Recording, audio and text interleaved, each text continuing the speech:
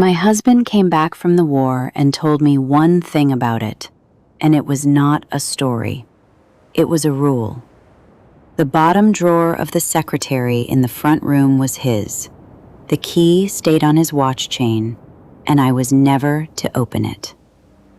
I kept that rule for 8 years, and then on a Tuesday morning in March of 1953, the key came out of his vest pocket in the wash water and lay in my hand like a small, cold fish.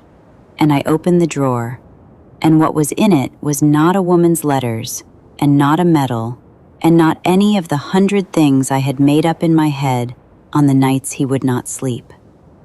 It was 61 check stubs from the government, paid out month after month since the spring of '46, on the life of a boy named Lloyd Ordahl, who had a widow of his own 200 miles north of us, and who had been dead the whole time. Before we go on, tell me in the comments where you are listening from tonight. It always amazes me how far these stories travel, and I read every single one of them. Now settle in, because this took me from the first week of March to the 30th of May in that same year, and there is not 1 hour of it I have been able to put down since. It did not begin with the drawer.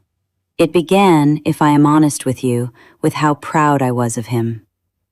My name is Winifred Galt, and everyone in Haviland called me Winnie except my mother-in-law, who called me Winifred in the tone other people save for a bill they mean to dispute.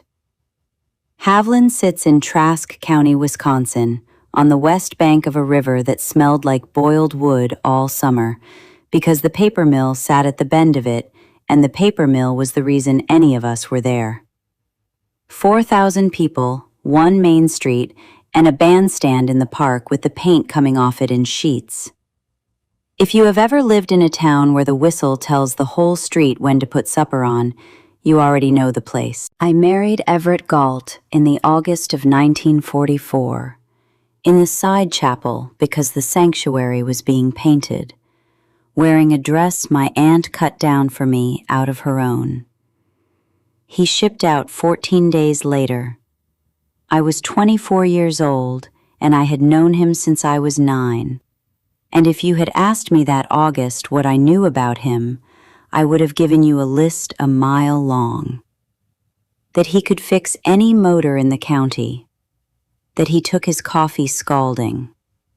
That he could not carry a tune and sang anyway when he was working. That he had never in his life been able to tell his mother no. I would have sworn on my father's Bible that there was nothing in that man I did not have the whole of. Our daughter Dorcas was born in the May of '45, and we called her Dolly from the first week because Dorcas was my grandmother, and my grandmother was not a woman you named a baby after and then said out loud. Everett saw his daughter for the first time in the December of that year, at the depot in Haviland, with the snow coming sideways down the platform and half the town standing there for the same train. He came down the steps thinner than he went, with his cap in his hand, and he looked at the bundle in my arms a long moment before he touched her, the way a man looks at a machine he has been told about and never seen run. That was the first thing I explained away. There were going to be a great many of them.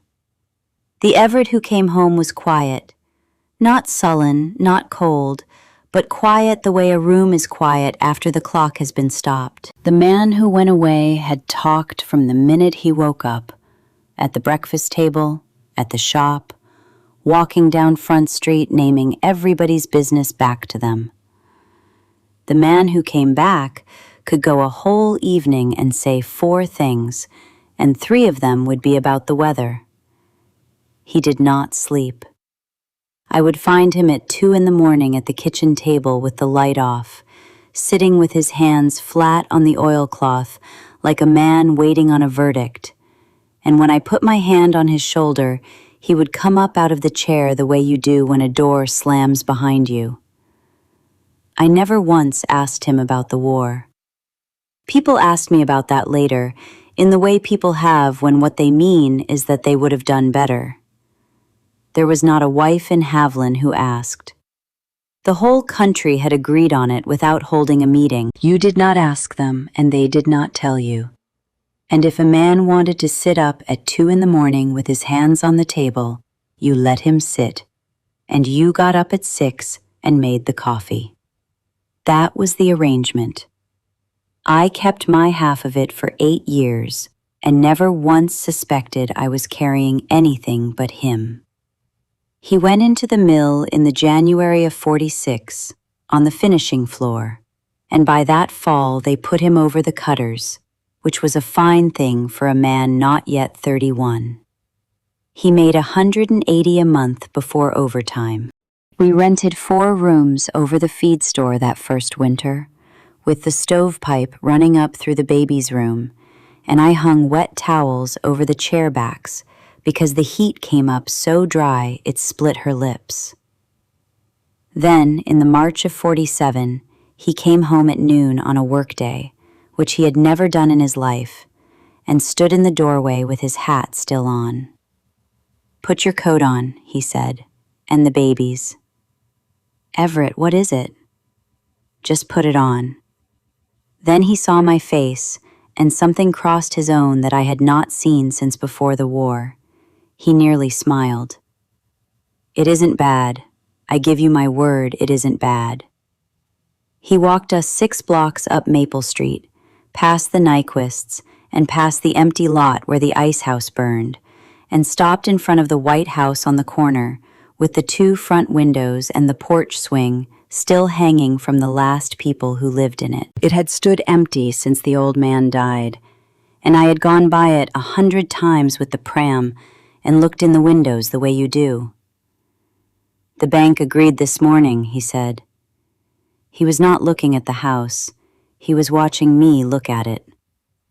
"It's ours, if you want it." I could not say anything for a moment because my throat had shut. Then I said the only sensible thing left in me, which was, "How?" "The loan for servicemen," he said, and I had a little put by. I want to stop right there, because that sentence is the entire story, and I walked past it for 6 years. He said the loan for servicemen, and I heard the whole warm sound of it. Every 3rd house on that street had been bought that way. It never came into my head to ask which bank, or what papers, or what a man puts by out of $180 a month with a baby and 4 rooms and no help from anybody. He never once said the words that would have made that sentence a lie. He let me build the lie myself out of ordinary lumber, and then he lived inside it with me for 6 years and never asked me to take it down. We moved in on the 1st of April. I remember Dolly running the length of the front room and back 3 times, laughing at the noise her shoes made, because she had never in her life been anywhere with an empty room in it. The secretary came with the house, in a manner of speaking. It was Hattie's, my mother-in-law's, a great dark walnut thing with a fold-down writing shelf and 3 drawers underneath. And she gave it to us the week we moved, as though she were handing over a fortune, and stood in the front room until Everett had it set against the wall where she wanted it. Hattie Galt lived 2 doors down and 1 street over, close enough to see our kitchen light from her back steps, and she came up our walk without knocking from the day we took possession to the day the whole thing came apart. "You'll want it there," she said, "so the light falls over your shoulder when you write." She ran her thumb along the edge of the shelf. "His father did the accounts on this." "It's too fine for us, Mother Galt." "It is," she agreed pleasantly, and that was Hattie in 3 words, and that day I did not even mind it. It was that same week Everett fitted the lock. He did it in the evening with the toolbox open on newspaper, and Dolly sitting on the floor, handing him the wrong screwdriver. And I stood in the doorway drying a plate and watched him set a new brass plate into the bottom drawer, the deep one, the one built to take ledgers. When he was done, he threaded the key onto his watch chain in front of me, slow and deliberate, the way you show a child that the medicine is going up on the high shelf. "That drawer is mine, Winnie," he said. "Don't open it, not ever." I laughed. I am not proud of the laugh, but I gave it to him, because I was 27 years old and we had a house. "What have you got in there, a fortune?" "Papers." He shut the toolbox. "Service papers and such. There's nothing in it worth looking at, and I don't want it gone through." "Everett, I don't want to go through your papers." "Then we understand each other." That was all of it. 8 seconds, maybe 10. He got up off his knees, put the toolbox back on the porch, and asked what there was for supper. And we ate it, and for the rest of that evening, there was nothing in his face but a man who had eaten. If he had come back to it twice, I would have known. He said it once, the way you tell somebody the third stair is loose, and then he let 8 years of ordinary living pile up on top of it, which is how a thing really gets hidden, not under a lock, under the dishes and the birthdays and the storm windows going up every October. And I kept the rule. Not once in 8 years did I try that drawer. I dusted it. I waxed it twice a year with the same rag I used on the banister. Dolly asked about it when she was 5, and I told her it was her daddy's and gave her a cracker, and that was the end of that. Loretta Nyquist, who worked the counter with me at the drugstore and who has never in her life let a question lie where it fell, asked me straight out one afternoon what was in it, and I said service papers, and she looked at me over the top of the register for a good 3 seconds. "Service papers," she said. "That's what he tells me."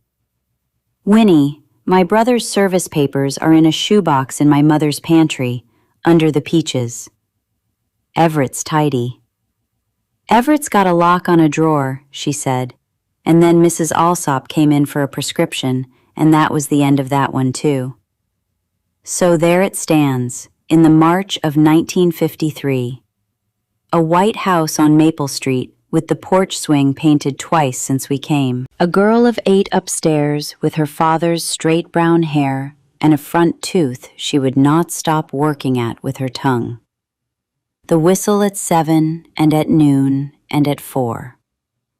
A mother-in-law 2 doors down with a key to my back door hanging on her own kitchen wall. And a good, hard-working, silent man asleep in the front bedroom with his watch chain laid across the dresser and one small brass key on it, catching the light off the street through the gap in the curtain, the way it had every night for 8 years. I had a life I would have fought anybody for. I want you to see the whole of it before I take it apart, because I do not want you thinking I was a woman out looking for something. I was a woman doing her wash. The wash is where it started, and it started so small that for the first quarter of an hour, I did not think of it as something happening at all. Tuesday was wash day, and in March in Wisconsin, that meant the machine on the back porch with the ringer on it, and everything hung in the cellar, because the yard was still frozen hard as a road. Everett left for the 7 whistle. Dolly went off to school at 8:30 with her lunch pail and her mittens on a string. I was going through the pockets of his work clothes the way you do, because a man will leave a pencil stub in a shirt and turn a whole load blue. His good vest was in the basket. He had worn his suit on Sunday, and the vest had come off with it. And Hattie had been to dinner, and there had been a small, ordinary quarrel at that dinner table that I did not think about again for 6 weeks. I ran my thumb down the vest pockets. Watch pocket, empty. Left pocket, a lozenge gone soft in its paper. And down in the bottom of the right one, past the seam, something hard and thin that had worked through a hole in the lining and lay flat against the hem, where it had probably been riding for 2 or 3 days, because a man who unhooks a key from his chain at church because it catches on the pew back is not a man who thinks about it again until he wants it. I got it out with 2 fingers and held it up in the gray light from the porch door. A brass key, no longer than the first joint of my thumb, worn bright on both faces from 8 years of riding against a watch. I want to tell you that I stood there and had a great struggle with myself. That is not the truth, and I have promised myself I would tell this straight or not at all. What I had was a small, mean, wonderful jolt, the same feeling exactly as finding $1 in a coat you have not worn since spring. My hands went on wringing out the vest, while my head went off ahead of me down the hall, into the front room, to the bottom drawer of Hattie Galt's secretary, and I stood on my own back porch with my hands in the gray water and thought, well now. And underneath that, quieter, the thing I had been carrying since the depot in the snow in 1945, without once letting myself set it down and look at it, the thing every wife in that town was carrying, and none of us said. 8 years of a man who would not sleep. 8 years of a man who could go a whole evening on 4 sentences. 8 years of that drawer. Whatever is in there, I thought, is what he brought home instead of himself. I dried my hands on my apron, slow, taking my time about it, the way you do when you have already decided, and you are letting yourself believe you have not. I did not go to the front room, not that first hour. That is a thing I have thought about since, and I believe now that some part of me knew the size of what I was standing next to, the way you know a storm is coming from the color of the light, and not from anything you could say out loud. What I did instead was finish the wash. I ran the sheets through the wringer and hung every piece of it on the lines in the cellar, snapping each thing out and pinning it square, with that little brass key sitting in my apron pocket the whole time, tapping against my hip bone at every step like a finger getting my attention. The cellar smelled of damp stone and last fall's apples and the lye soap I had used since I was married. I know that smell yet. It comes at me in stores sometimes and takes the ground right out from under me. Then I came upstairs and washed the tubs and set them to drain and made myself a cup of coffee I did not want and sat down at the kitchen table with it and looked at the doorway to the hall. Here is what I told myself, and I would like the wives listening to tell me whether they have ever built the same argument in the same 10 minutes. That a man who locks a drawer against his own wife has already broken something, and that whatever was in there was mine to know, because I had been paying for it in sleep and in silence, and in the way he flinched when I touched him from behind. That I would look and put everything back exactly, and if it was ordinary, I would never speak of it, and he would never be the wiser, and no harm anywhere. Every bit of that was true, and none of it was the reason. The reason was that the key was in my pocket, and I could not have stopped myself with a rope. I carried the coffee down the hall and set it on the writing shelf, and I knelt down on the front room carpet in front of Hattie Galt's secretary, in my apron, with my hair coming out of its pins from the steam. The morning light in that room came in low and yellow through the east window and lay in a long stripe across the floor and up the front of the walnut. My heart was going in a way I did not like. High and light, up in the throat rather than down in the chest, and my hands had gone cold, although the room was warm and the furnace was running. I put the key in the lock. It went in as smooth as if it had been oiled that morning, and I remember thinking, he has used this. Not once, not in an emergency, often and lately and quietly, in a house where I could hear a mouse cross the kitchen floor from the top of the stairs. I turned it. The bolt came back with a small, oiled click, and the drawer moved when I pulled it, and then it stuck, the way a deep drawer will when it is loaded heavy at the back, and I had to work it out square with both hands. I looked down into it. The first thing was disappointment, which is a strange thing to be ashamed of afterward. The drawer was tidy. It was not a mess of a man's secrets. It was somebody's office. On the left side, standing on edge in a wooden file rack, were 3 brown accordion folders with the flaps folded down. On the right was a flat metal cash box the color of a school desk, with the lid down but not locked.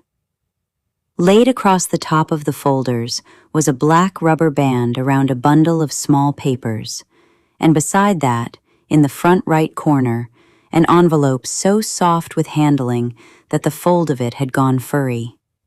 No letters in a ribbon. No perfume. Nothing you could have made a story out of at all. I let out a breath I had been holding so long it hurt on the way out, and I laughed at myself. One short, ugly syllable in an empty house.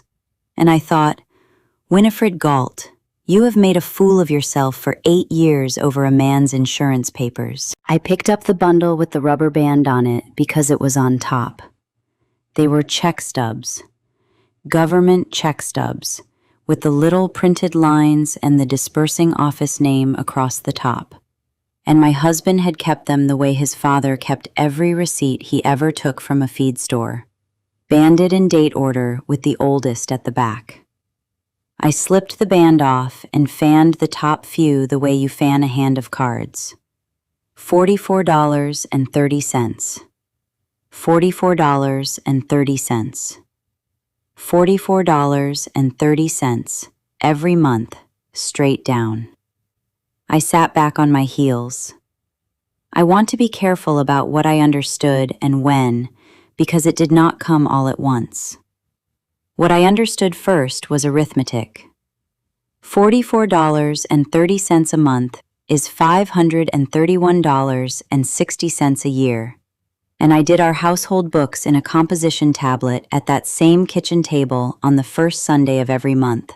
And I knew our income the way I knew my own hands. His mill pay came in an envelope on Fridays.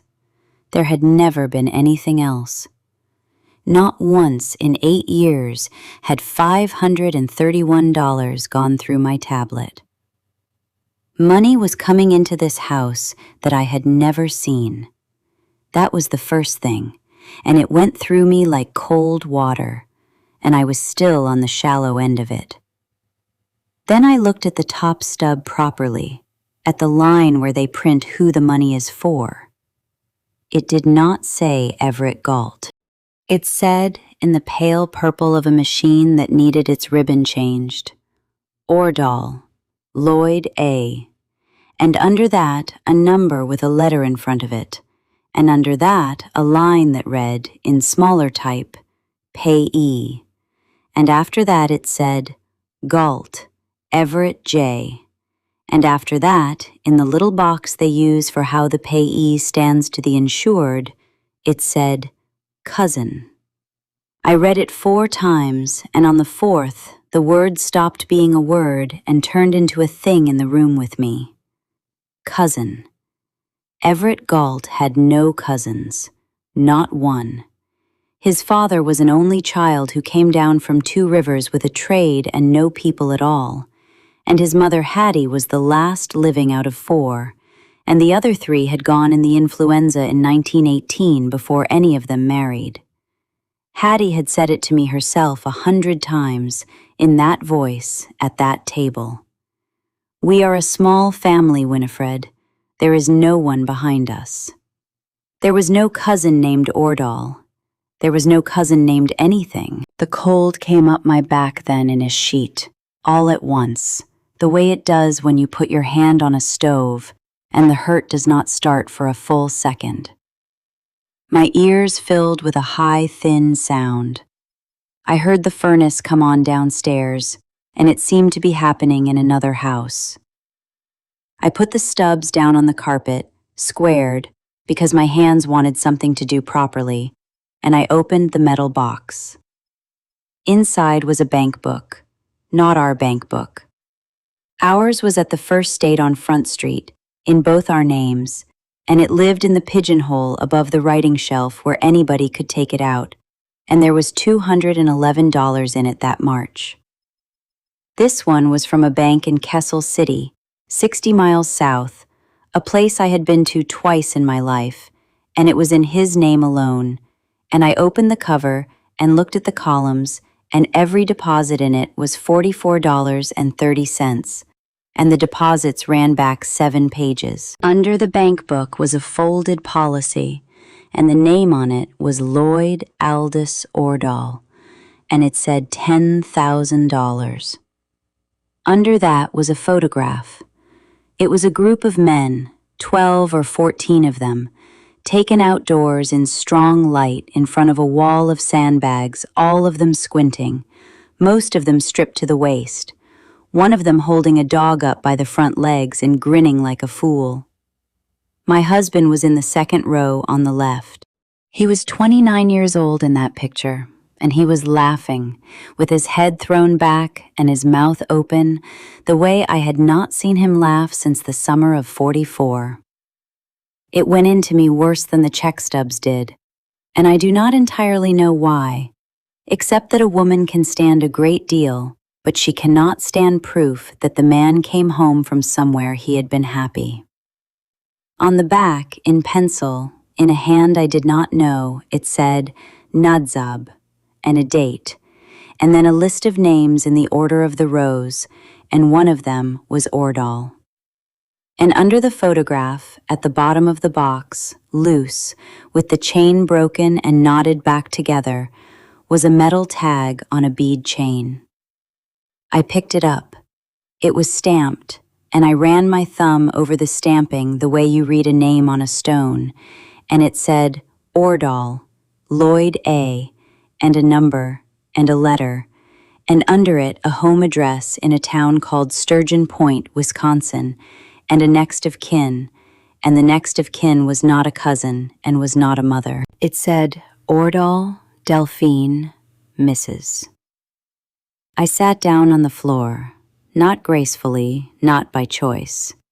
My legs simply were not under me any longer, and I went down onto my hip on that carpet with the tag in my fist and the chain hanging out of it, and the little brass key still in the lock, and the yellow stripe of March sun coming across the floor and lighting up the dust I had raised.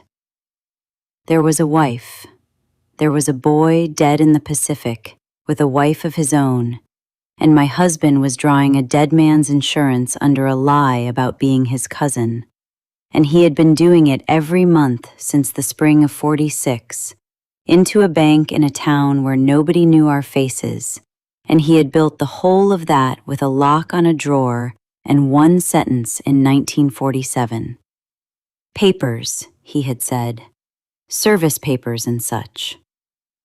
I do not know how long I stayed on the floor. When I came back to myself, my hip hurt, and my mouth was dry as flour, and the sunstripe had moved a hand's width across the carpet, and the first thing I said out loud in my own front room was not a curse and was not a prayer. I said, the house, because that was the next piece, and it came up on its own, the way one card lifts the one behind it. The spring of '46 was when the checks started. The March of '47 was when he came home at noon with his hat on and walked us up Maple Street. I had a little put by. 11 months of $44.30 is $487.30. And in 1947, in Trask County, Wisconsin, $487 was the front end of a house. I was sitting on a floor I had waxed on my knees, in a room I had chosen the paper for, in a house that was paid for with money taken out of the death of a boy from Sturgeon Point, whose widow had never in her life laid eyes on me. Something came up the back of my throat then, hot and tasting of metal, and I got down the hall to the kitchen sink faster than I would have credited, and I lost the coffee and everything else, and stood there afterward with both hands on the cold rim of the sink and my forehead against the cabinet door, shaking so hard my teeth were going. Then the noon whistle blew at the mill, 4 blocks away, the way it had every single day of my married life. And that whistle saved me, because a whistle means a man is putting his lunch pail down. And a man putting his lunch pail down is a man who will be home at 4:20. And something in me that I did not know was there stood up out of the middle of all that shaking and started giving orders. "Put it back," it said. "Put every bit of it back exactly, and put it back now." I went down the hall on legs that did not belong to me. I have never in my life done anything as carefully as I did the next 20 minutes. I set the tag at the bottom of the box on the same slant it had been on. I laid the photograph on it face down, because face down was how I found it. I put the policy back with the fold, the way the fold had been, and the bank book on top, and I closed the lid. I set the stubs together and put the rubber band back around them at the same third of the way down where it had left its mark, and laid the bundle across the tops of the folders. I did not open the 3 brown folders. I want that on the record, because of everything Everett said to me later. That morning, I did not open them. The soft envelope in the front right corner I did open, because it was already open, and it was 1 sheet of ruled tablet paper, folded twice, with a fold worn through in the middle, and the hand on it was small and slanted and pressed hard enough to emboss the back. "Mr. Galt," it said, "I have written to the office 3 times since the last letter, and they will not give me any different answer than the one you have seen. They say without a finding of death, there is nothing they can do for me, and that a man in his status stays in his status until they say otherwise, no matter what I know or what anybody else knows. You said in your letter that you were with him. If you would write down what you saw and sign it before a notary, they told me that is the only thing that would move it. I am asking you plainly because I have nothing else left to ask with. Orrin will be 2 in September, and I have not got his father's name on 1 single paper in this house." And it was signed, Mrs. Delphine Ordahl, Sturgeon Point, Wisconsin, and it was dated the 11th of June, 1946. 1946. 7 years. She had written to my husband 7 years ago, asking him to sign a paper so that her son could have his father's name on something. And my husband had folded that letter in 3 and put it in the front corner of a locked drawer where he could see it every time he opened it, and had gone on cashing $44.30 a month against the same dead man, and had come to the table every evening of those 7 years and eaten what I put in front of him. I closed the drawer. I turned the key and I heard the bolt go over. And I took the key out and stood up with it in my hand, and I looked at the room I had cleaned that Monday, and I made myself say the next part out loud so that I could not pretend later that I had not known it in the daylight, in my own voice, standing up. "He is going to come home at 4:20, I said to Hattie Galt's secretary, "and I am going to have to look at him." He came home at 4:20, the way he had for 8 years.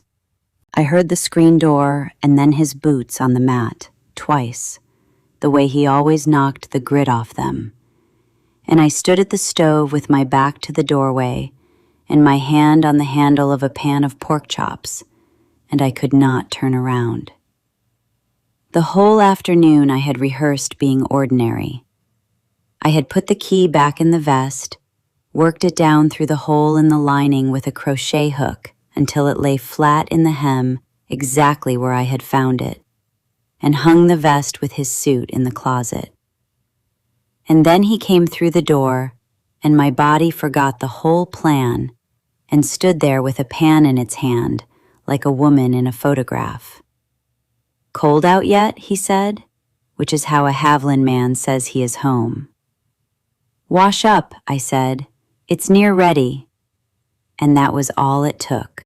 He washed his hands and forearms the way millmen do, thorough, up past the wrist, and asked Dolly what she got in arithmetic, and she told him at length about a girl who had cheated and been caught, and he listened to every word of it with his head tipped, because whatever else that man was, he was never once impatient with his daughter.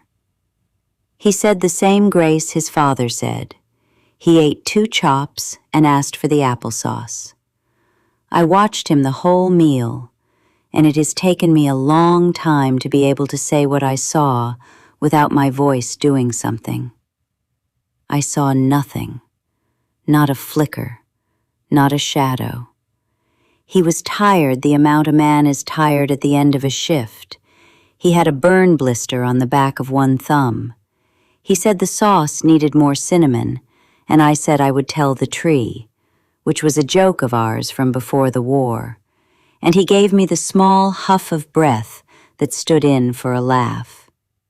There was no guilt on him anywhere, and a thing came into me at that table that I have never entirely gotten out again, which was this: it is not the lying that undoes you.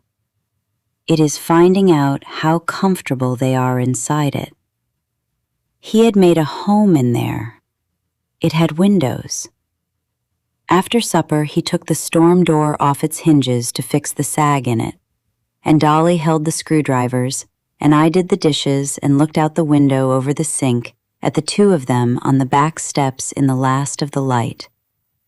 My husband and my daughter, and my hands went on washing plates while I did the sum again and again.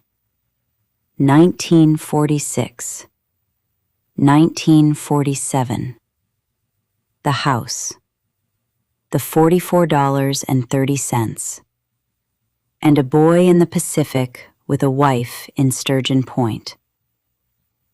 That night I did not sleep, and here is the strange part. For 8 years I had lain awake beside a man who did not sleep, and every one of those nights I had lain there being sorry for him. That night I lay there listening to him breathe, even and slow, and it came to me that he had slept fine for years now. The bad nights had stopped somewhere around 48. I had gone on thinking of him as a man who did not sleep, the way you go on thinking of a grown son as a boy. The man had come to terms with it. Whatever it was, he had made his peace and shut the drawer on it and slept the sleep of the just for 4 years.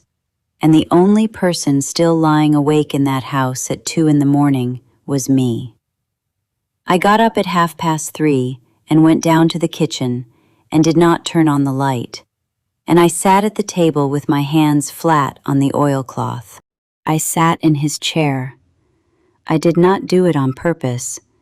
I came down in the dark and sat where I always found him, and only after a while did I understand where I was sitting, and I did not get up.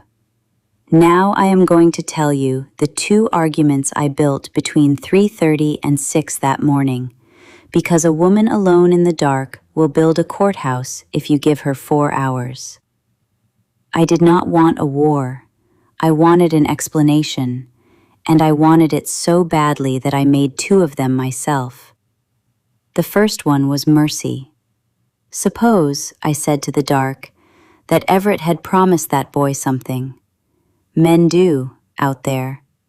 Suppose the office would not pay the widow because of some tangle of paper, and suppose my husband had found a crooked way through it and had been sending that money on to her all these years, quietly, and never told me because he did not want the credit or because he was ashamed of the crookedness of the road. That would fit. It fit the check stubs. It fit a man who could not talk about the war. It fit everything except one item, and I turned that item over in the dark for an hour trying to make it fit, and it would not.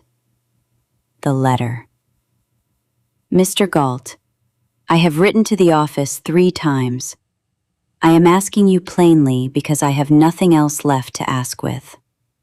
That woman was not being sent $44 a month by my husband. That woman was writing to my husband in 1946, begging him to sign a paper, and the paper had never been signed, because if it had been signed, she would have had her finding of death and her own pension and the whole $10,000, and there would be no check stubs in my front room. So I put mercy down, and I picked up the second one, which was fear. Suppose the office had made the mistake and he had simply never corrected it, and every month the check came, and every month he was a little less able to walk into a building and say, "There has been an error, and it is 11 months old now. It is 5 years old." I have seen men do that with $100 and a fence line. A thing gets away from you, and then it is too late to be honest cheaply, and the price of honesty goes up every month you do not pay it, until it costs the whole house. That one fit better. It even fit the letter, because a man who is afraid does not answer letters. He folds them in 3 and keeps them where he can look at them. But it did not fit the bank book in Kessel City. A man who is caught in an old mistake does not open an account in a town 60 miles off, in his own name, alone, and drive down there to make his deposits, and never once put $1 of it into the joint account 4 blocks from his house. That is not a man who is stuck. That is a man with a system. 6 o'clock came, and the sky went from black to the color of dishwater, and I got up and made the coffee, and I heard him moving overhead, and I understood that I was going to have to find out the rest of it before I said one word to him. Because the moment I opened my mouth, whatever this was would have 4 days head start on me. He was not a fool. He had run this for 7 years under the nose of the nosiest town in Wisconsin and under mine. That was the first sensible decision I made, and I have never been sorry for it. Everything I got afterward, I got because I kept my mouth shut in my own kitchen for 6 weeks. Sunday came, and the plaque came with it. Alsop had been at it since Christmas. Trask County had settled on a bronze tablet on a granite block to stand in the park at the foot of the bandstand steps, with the names of the county men lost in the war, to be unveiled on the 30th of May with the band and the fire company and a speech. There had been a supper to pay for it in February, and I had made 2 pans of scalloped corn for it myself. That Sunday he read the names. He stood up in the pulpit after the second hymn with a sheet of onion skin in his hand and said the foundry needed the final list by the middle of April, and that anyone who knew of a name missing was to see him or write to the county clerk, and that no family should have to find out on the 30th of May that their boy was not on it. Then he read them. 31 names, slowly, with a little space after each one, and the church was so still you could hear the furnace ticking in the floor. I sat in the 4th pew with my glove balled up in my fist, and I waited to hear one name that was not going to be there. And it was not there. And I knew exactly why it was not there, and nobody else in that building did. Lloyd Ordahl was not a Trask County man. He was from Sturgeon Point, 200 miles north. He would be on somebody else's tablet, in some other park, if he was on any tablet at all. And there was the thing that had been standing just out of my sight since Tuesday, and now walked all the way up to me and sat down. He would not be on any tablet at all. Missing is not lost. Missing is a status. A man in his status stays in his status until they say otherwise. 8 years after the war ended, there was a stone somewhere with room on it, and a boy's name that could not be cut into it, because the one man living who had seen what happened to him had never signed his name to a piece of paper. I turned my head, in church, and looked at my husband's profile. He was looking at the pulpit with no expression whatsoever, the way he looked at everything. And beside him, on the aisle, in her good gray coat with the fur collar going bald at the neck, his mother sat with her chin up and her mouth pressed into a line I had seen exactly twice in 9 years, and both of those times somebody had been about to be told something for their own good. And then I remembered the quarrel at Sunday dinner. Not that Sunday. The one before, the 8th of March, 2 days before the key came out in the wash. I had cooked a roast and Hattie had come, and Alsop had been by the house that Friday collecting for the tablet fund, and I had given him $3, and I said so at the table, pleased with myself the way you do. And Hattie had set her fork down and said, $3 for a piece of brass. Mother Galt, it's for the boys. It is for the committee, she said. It is so that Ada Alsop can stand up in the park in a new hat. The boys are past caring what is cut into anything.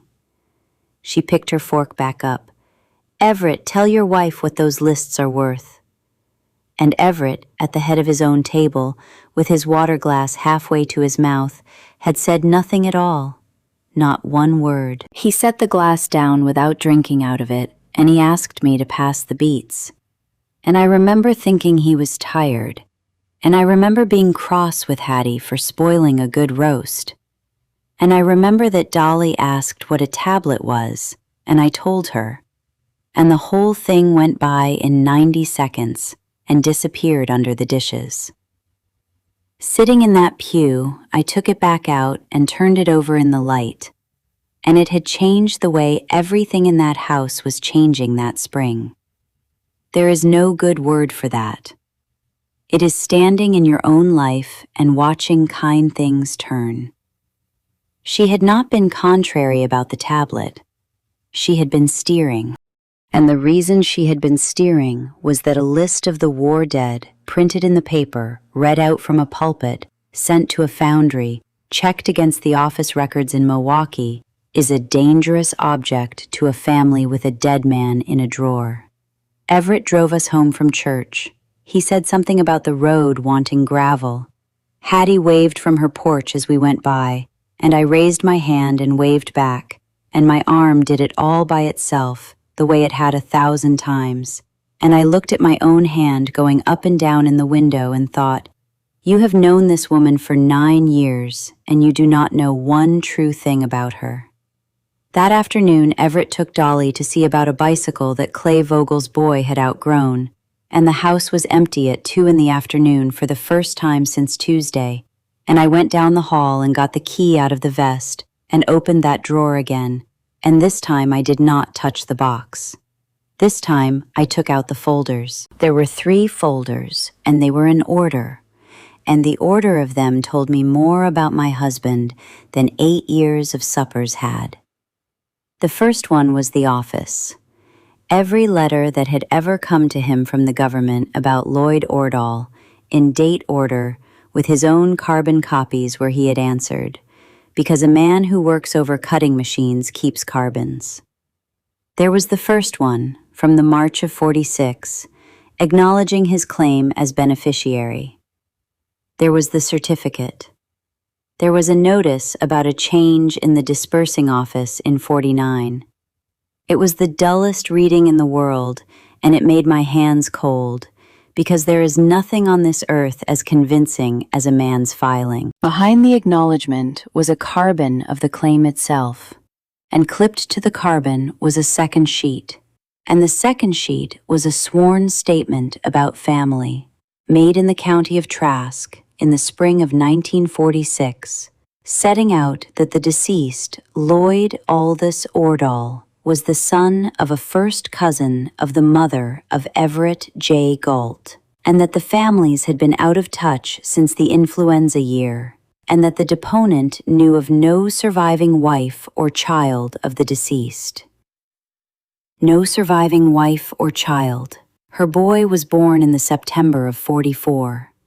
That paper was sworn in the April of 46.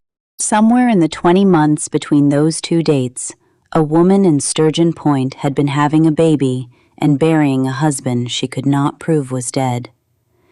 And my husband had put his hand up in a room in Haviland and swore she did not exist. And the statement was not in his handwriting. I knew that before I knew it, the way you know a footstep in a hall. The body of it was typed, but there were 3 places where a date had been written in by hand, and there were the initials in the margin where a correction had been made, and the hand that made those little pinched 4s and those closed-up 8s was a hand I had seen on the back of every photograph in Hattie Galt's front room, on the labels of every jar in her cellar, and on the flyleaf of the Bible she gave us for a wedding present, where she had written our names in and the date, and underneath, because she could not help herself, her own son's name first. The second folder was the house. I had never in my life seen our house papers. I want the younger women listening to sit with that a minute, because I know how it sounds now, and I know exactly how it did not sound then. In 1947, in Trask County, a woman did not necessarily see the papers. The man went to the bank talked to the man, and the woman signed where the pencil mark was on the day of the closing, with her little girl on her lap and the banker being jolly at her. I had signed. I did not remember one word of what I signed. There was no service loan on my house. There never had been. There was a plain mortgage from the First State on Front Street at a plain rate for $2,900 with a cash payment at the closing of $487.30. $487.30. 11 months. 11 months of a dead boy at $44.30 to the penny. Not $1 of it spent on anything else, from the first check in the April of 46 to the closing in the March of 47. He had not skimmed it. He had not gambled with it. He had saved it up like a boy saving for a bicycle, and he had bought the house I was standing in. I put my hand out and set it flat against the wall beside the secretary, on the paper I had chosen out of a book at the hardware store. The small cream stripe I had liked because it made the front room look taller. I had washed that paper down twice a year. There was a place at the height of Dolly's shoulder where the pattern was worn pale from a child going by it 1,000 times with her hand out. I had been so proud of him. That is the piece I could not get past that afternoon and cannot get past today. In 1947, I had stood in the yard of that house with the deed in my hand and my daughter on my hip, and I had thought, my husband came back from the war broken in a way he cannot say, and he did not drink it, and he did not lie down with it. He got up every morning at 6 and went into that mill, and he bought us this. There were women on that street who would have traded husbands with me on the spot, and I had let them see me think so. The third folder was Sturgeon Point, 4 letters from Delphine Ordahl, in her small, slanted hand, dated the June of 46, the October of 46, the March of 48, and the August of 1951. One clipping from a newspaper up there, a notice of a memorial service held at a Lutheran church in the November of 46 for a young man missing in the Pacific, with his wife and infant son surviving.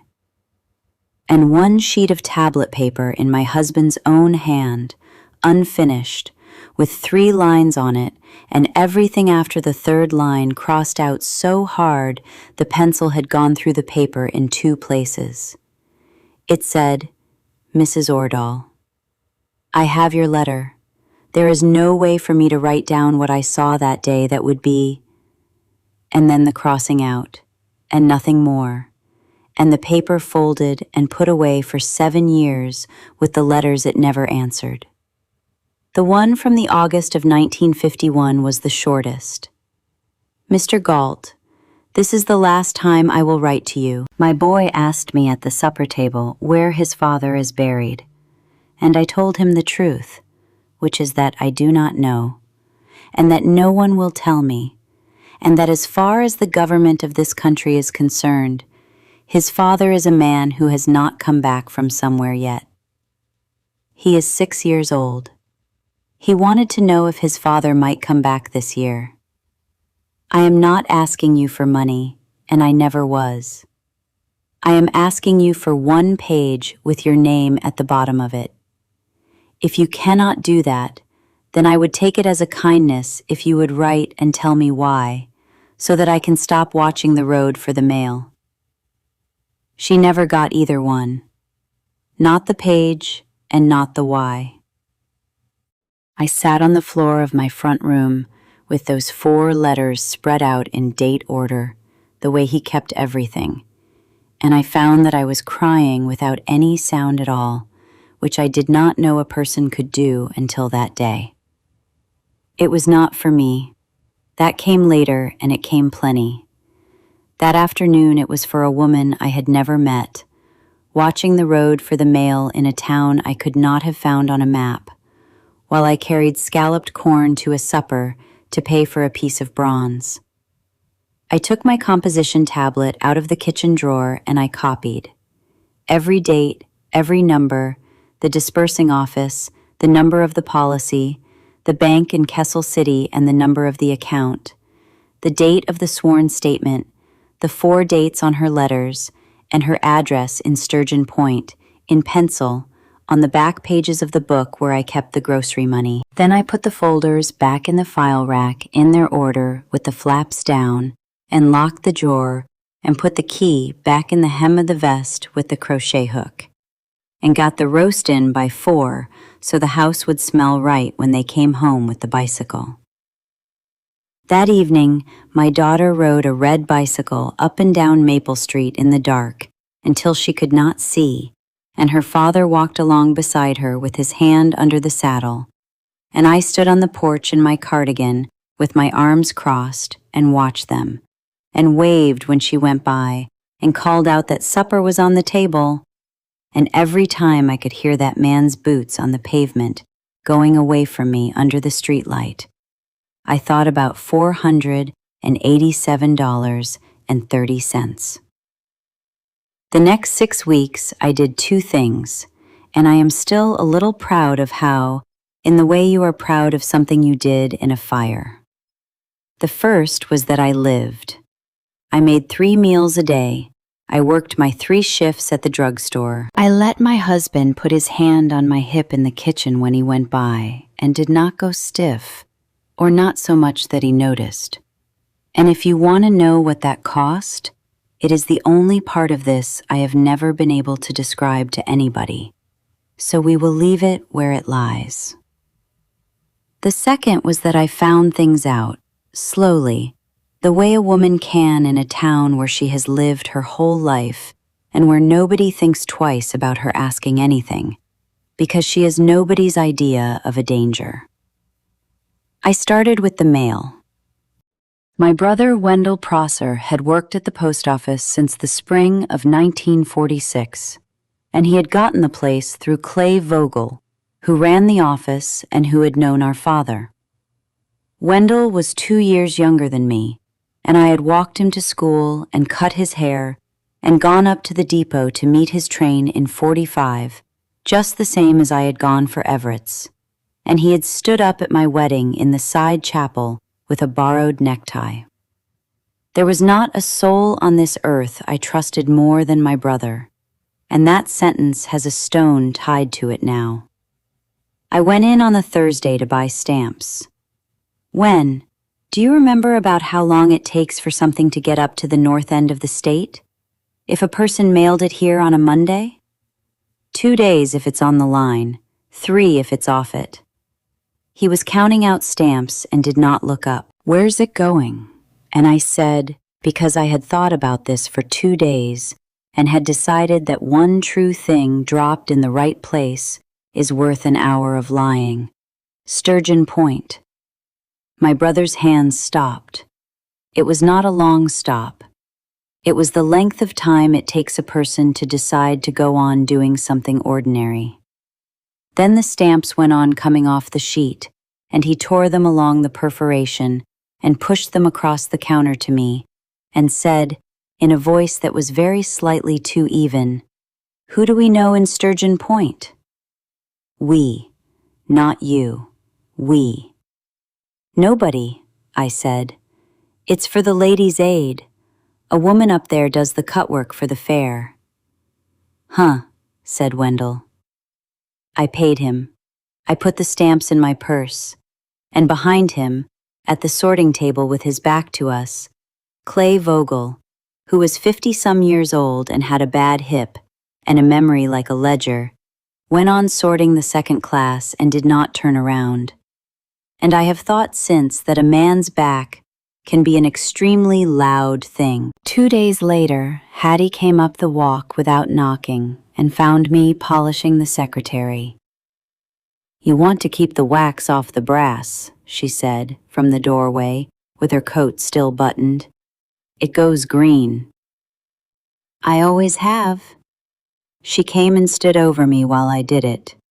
She smelled like the camphor she kept in the closet with her good coat, and she had a way of standing that made you feel you were sitting down whether you were or not. I went on with the rag. I did the shelf and the pigeonholes and the top of the bottom drawer, and I felt her looking at the drawer, and I made myself do it in the same number of strokes I had done the other two. "Everett tells me you've been asking at the post office about the North Country," she said.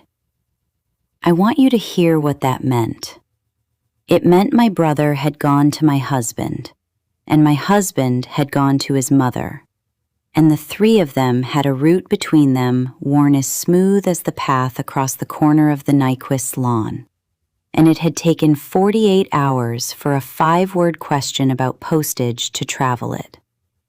It meant that whatever this was, it was not one man's secret.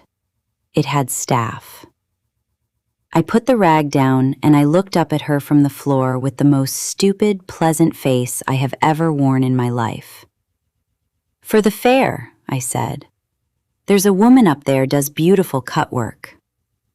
Hattie Galt looked down at me for 4 or 5 seconds. She had pale eyes and she never once blinked when she was deciding something.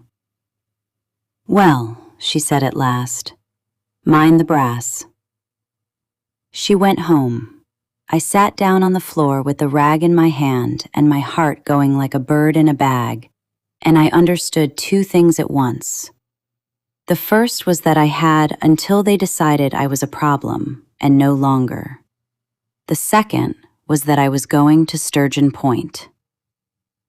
I went on the last Friday in March, and Loretta Nyquist is the reason I got there and back. I told her the truth. Not all of it, but no lies in it either, which is a distinction I had gotten very careful about by then. I told her I had found papers in my house that I could not explain, that they had a woman's name on them, and that I had to go 200 miles to knock on her door and could not have it known in Haviland. Loretta listened with her hands in the sink at the back of the drugstore and did not ask one question until I was finished. Then she dried her hands. "You'll say you're with me at my sister's in Neenah," she said. "She'll back it. She has backed worse." "Loretta, Winnie, I have been waiting 8 years for you to open that drawer," she said. "Take the early bus and take money for the hotel, and do not let anybody up there put you in a car." I left on the 6:20 and changed twice, and I got into Sturgeon Point a little after 4 in the afternoon with a cardboard suitcase holding 1 change of clothes and my composition tablet. It is a cold town. Even in the last week of March, with Haviland's snow gone to mud, up there the piles at the edges of the lots were still gray and hard as concrete, and the wind came off the lake through the streets like something with an errand. One street of stores, a boatworks with 2 hulls in it under tarpaulins, a school with the windows painted with paper tulips. I asked at the drugstore, because a drugstore is where a person asks. Ordahl, the girl said. There's Ordahls out on the county road, but the Mrs. Ordahl you want, if it's the one with the little boy, she's in the Nyholm house on Bay Street, second from the corner, brown. Does she take in work? She does the wash for the boatworks and half the town, the girl said, and then, because she was young and it was a slow afternoon, You a relation? No, I said. The Nyholm house was a boarding house that had run out of boarders, no paint left on the south side, and a clothesline running the whole length of the backyard with wash on it in the last week of March. Sheets frozen half stiff and cracking, and a woman in a man's overcoat and a headscarf, taking them down with her hands red to the wrist. I stood at the gate. I had come 200 miles, and I could not get my hand to lift the latch. I want to tell the women listening that there is a particular kind of fear I had not met before that afternoon, and have not met since. It is not the fear of being hurt. It is the fear of being the one who does the hurting, of walking up a stranger's path with a thing in your hands that is going to go off in her kitchen, and knowing you are going to do it anyway, because there is no other road. She saw me. She stood with a frozen sheet folded over her arm and looked at me at her gate in my good coat, and something in her face closed like a hand. If you are from the county, she said, I have got the boy's shoes. I am not from the county. Then who are you? I opened the latch and came 3 steps up the path so that I did not have to shout it across a yard, and I said the only sentence I had been able to build on the bus, which I had built and taken apart from Wausau to the county line. My name is Winifred Galt, I said. My husband is Everett Galt. I believe you have written to him. The sheet came off her arm and went down on the frozen ground, and neither of us moved to pick it up. She was 31 that spring and looked 40 in the wind, and would have looked 25 in a warm room, with a wide mouth and light eyes and hair that had been very fair and had gone the color of dishwater from being always under a scarf. And she stood there in a dead man's overcoat, with her red hands hanging, and looked at me the way you look at weather coming. He sent you, she said. No. Then he's dead. No. Then I do not want you in my house, she said, and her voice went up for the first and only time in the whole 2 days I knew her. Because I have had 7 years of that man's silence, and I am not going to have it delivered to me in person. Mrs. Ordahl, I said, he has been drawing your husband's insurance since 1946. There is a silence that comes after a sentence like that, and it is not empty. It is loud. It is the loudest thing in a yard. The wind came off the lake and rattled the clothesline and moved the frozen sheets on it like a row of doors swinging. And Delphine Ordahl stood there, and I watched the sentence go into her and find every room in her house. Say that again, she said. $44.30 a month, I said. Since the April of 1946. He swore to the government that he was your husband's cousin and that there was no wife and no child. She turned around and looked at the clothesline for a while with her back to me. When she turned back, her face had not changed at all, and that frightened me more than crying would have. Come inside, she said. The boy will be home at past.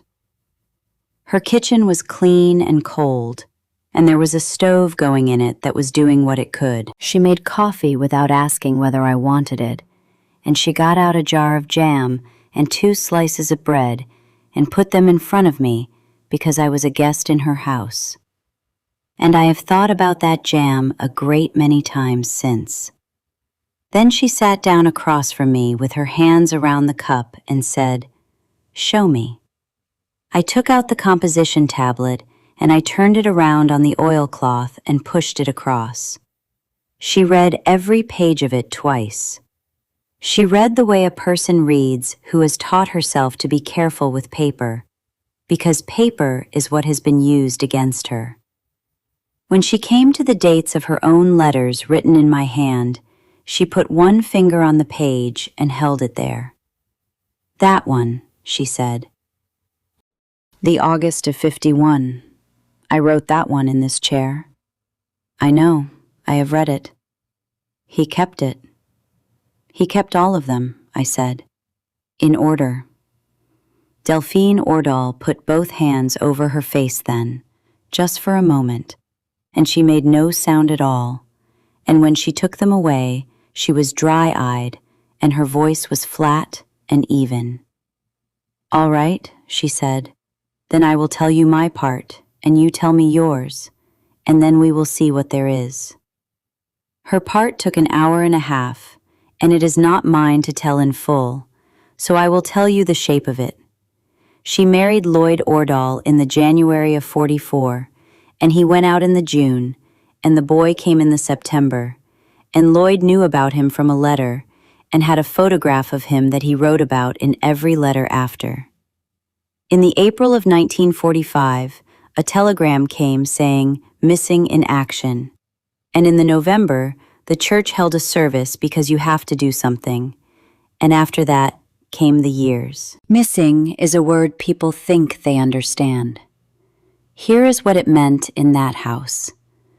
It meant no death certificate, and with no death certificate, there is no finding of death. And with no finding of death, there is no widow's pension, and no insurance, and no settlement, and, in the state of Wisconsin, no clean way to sell so much as a boat that has your husband's name on the paper. It meant that his pay had gone on for a while and then stopped. It meant that his mother, out on the county road with the other Ordahls, had decided early that a woman who accepted the boy was dead had given up on him, and that Delphine had had to choose between her mother-in-law's roof and saying out loud the things she knew. It meant 7 years of a woman in her 20s, doing wash for a boatworks, dressing a boy in shoes from the county, and being told twice a year by an office in Milwaukee that his status remained unchanged. "They are not unkind," she said. "That is the thing nobody believes. Every letter is polite. There is a rule, and the rule is that a finding takes evidence, and the evidence they want is a man who was there. His sergeant is dead. The other 2 from the platoon are one in Oregon who never answered, and one who came back with his head not right. And there was your husband, whose name was in Lloyd's letters from the summer of 43, over and over. My friend Ev and I did this. Tell Ma that Ev fixed the truck." So in the June of 46, I wrote to Everett Galt in Haviland, Wisconsin, and asked him for 1 page. "How did you find him?" "Lloyd's letters had the town in them." She turned her cup around. "It took me 4 months to find the street." "Did he ever answer you? Ever? In any way?" "Once," she said. "Not a letter. In the September of 1946, there was a money order in the mail. $20, no note, nothing written on it but my name, from the office in Kessel City. She said the name of that town, the way you would name a disease. I sent it back. I put it in an envelope, and I sent it back to the office it came from, with a note saying I had not asked for money, and would he please answer the question I did ask. The kitchen was very quiet. Somewhere out on Bay Street, a dog was going at something. He did not stop, I said. The checks. He never stopped taking them. No. He bought a house with them. And Delphine Ordahl looked up at me across her own kitchen table, and for the first time, there was something in her face besides the weather, and it was not hate, which I had been ready for. It was pity, which I was not. "Mrs. Galt," she said, "how long have you known?" 19 days. "And nobody knows you are here?" "My friend knows, and by now I expect his mother suspects." She got up and went to the window over her sink and stood there looking out at her frozen wash. "There is a thing I have never said to anybody," she said, "because there has never been anybody to say it to who could do one thing about it. And because when a woman says it out loud, they start looking at her the way they look at a dog that has been out in the heat." She turned around. "Why does a man take a dead friend's money and not sign the paper? The money I understand. Men do that. Men are weak about money, and they tell themselves the government has plenty.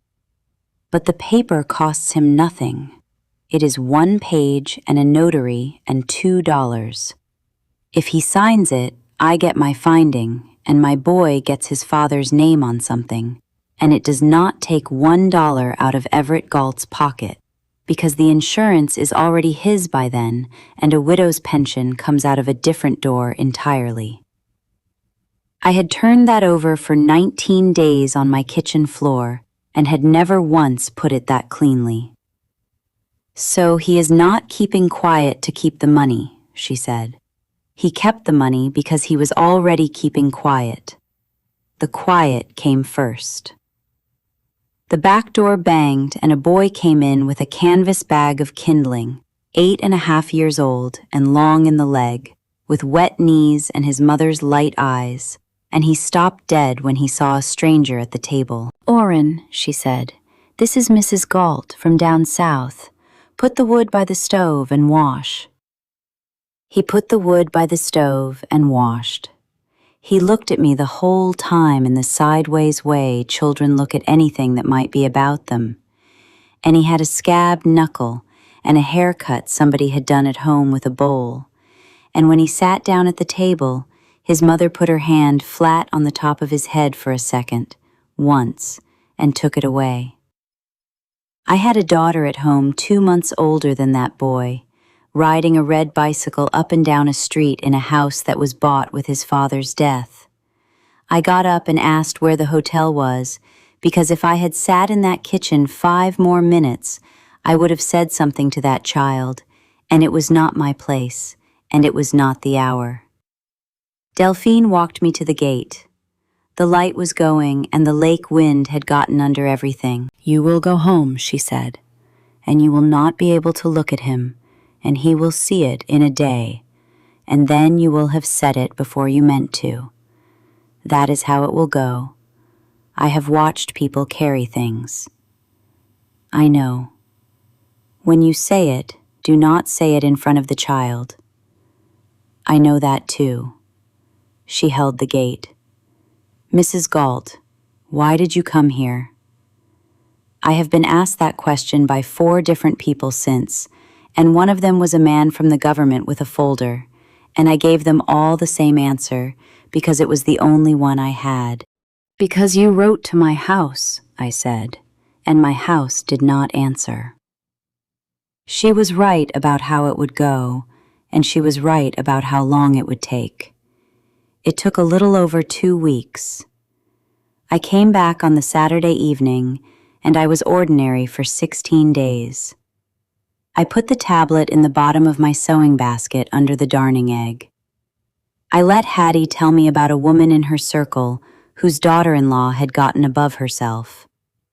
I sent $2 up to Sturgeon Point in an envelope with no letter in it for the boys' shoes, and Delphine returned it 4 days later with a note saying kindly that she had told me she was not asking for money and that she meant it, and I sat on the back steps and laughed until I had to put my apron over my face.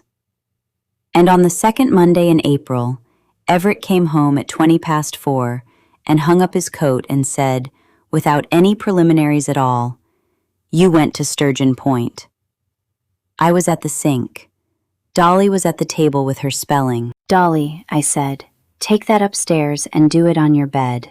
I'll call you." She looked at the 2 of us, and she was 8, not 5, and she took her book and went. We heard her feet on the stairs, and then the boards over our heads, and then nothing. I turned around and dried my hands and stood with the towel in them. "Yes," I said. He did not move from the doorway. Everett Galt was not a big man, but he had mill shoulders and the kind of stillness that men get around dangerous machinery. And standing there with his coat on and his cap in his hand, he looked like something set in the ground. "How much do you know?" "Everything except why." "That's not an answer."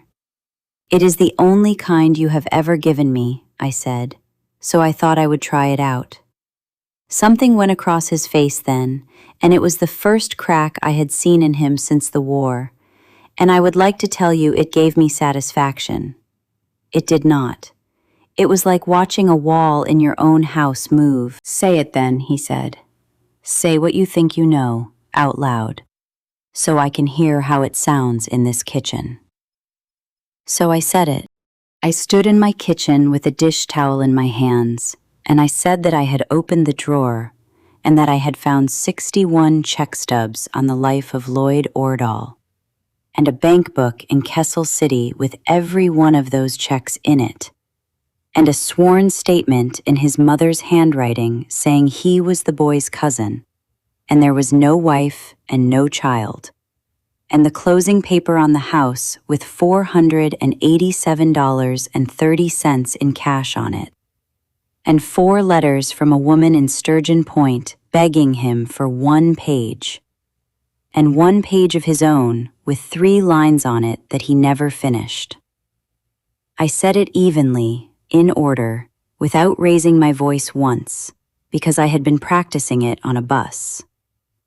When I stopped, the kitchen clock was the loudest thing in Trask County. "All right," he said. "All right."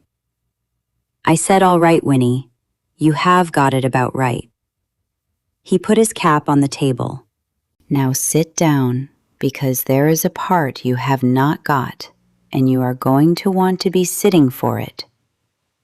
"I'll stand." "Sit down," he said, and his voice did not go up.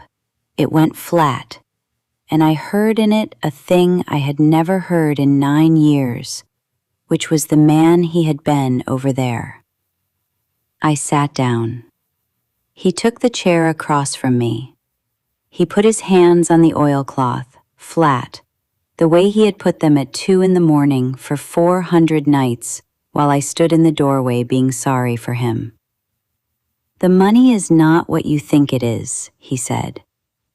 "You have got a picture in your head of me sitting on a pile of a dead man's money. There is no pile. There is a bank book with $190 in it, and the reason there is not more is that every dollar that came in went into this house, and the house has your name on it too. That is the first thing." "That is not a defense, Everett. That is a description of where you put it." "I am not defending anything. I am telling you where it went, because you are going to make decisions this week, and you had better make them knowing." He looked at me. "Second thing, nobody at that office has been cheated out of a nickel. That $10,000 is not paid out to me in a heap. It is paid out at $44.30 a month for 240 months, which is 20 years. And the government is out exactly what it wrote on the paper in 1942 and not 1 cent more. And the money was going to be paid to somebody, whatever anybody did." "To his wife," I said. "It was going to be paid to his wife." And there it was. He did not answer that. He sat there with his hands flat, and he did not answer that. And the silence went on long enough for the furnace to come on, and long enough for me to hear my own blood. I have been in some quiet rooms since. That was the worst of them. "Say it," I said. "There is nothing to say to that. There is one word. Say why. Everett, I have sat in a woman's kitchen and watched her put jam in front of me because I was a guest, and her boy came in with the kindling, and there is nothing in that house. There is a stove and a table, and a woman doing another town's wash in March with her hands split open. And she is not asking for the money. Do you understand that? She sent your money back in 1946. She has never once asked you for $1. She asked you for a page. I know what she asked for. Then why? Because I cannot write it down, he said. And he said it so simply, and so much like a man saying that he cannot lift something, that I sat back in my chair. What does that mean? It means what it says. He turned his hands over and looked at them, and then he put them back down. If I write down what happened to Lloyd Ordahl and sign it and put it in front of a notary, then it is on a paper, and papers go places.